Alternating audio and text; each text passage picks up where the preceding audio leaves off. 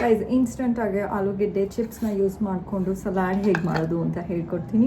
ಸಲಾಡಿಗೆ ಬೇಕಾಗಿರೋವಂಥದ್ದು ಸೌತೆಕಾಯಿ, ಆನಿಯನ್, ಕೊತ್ತಂಬರಿ and chilli ಇಷ್ಟು ಸಣ್ಣಗೆ ಹೆಚ್ಕೊಂಬಿಟ್ಟು ಫುಲ್ಲು ಸಣ್ಣಗಿರ್ಬೇಕು. ಹಸಿಮೆಣ್ಸಿನ್ಕಾಯಿ ನನಗೆ ಹೆಚ್ಚಿಬಿಟ್ಟು ಹಾಕ್ತಾ ಇಲ್ಲ, ಬಿಕಾಸ್ ನಮ್ಮ ಯಜಮಾನ್ರಿಗೆ ಹಸಿಮೆಣ್ಸಿನ್ಕಾಯಿ ಅಂದರೆ ಆಗೋದಿಲ್ಲ.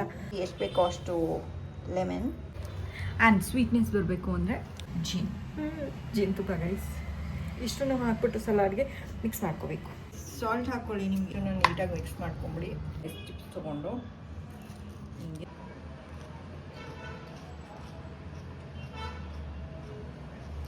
ಚೆನ್ನಾಗಿದೆ. ಇವಾಗ ಭವಿಷ್ಯ ತಿನ್ಬಿಟ್ಟು ಹೇಳ್ತಾಳೆ.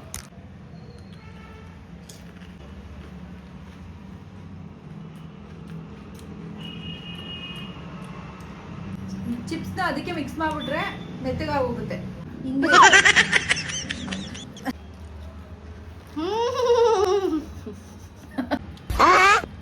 ಹುರ್ಕೋತಾ ಬೆಕ್ಕು.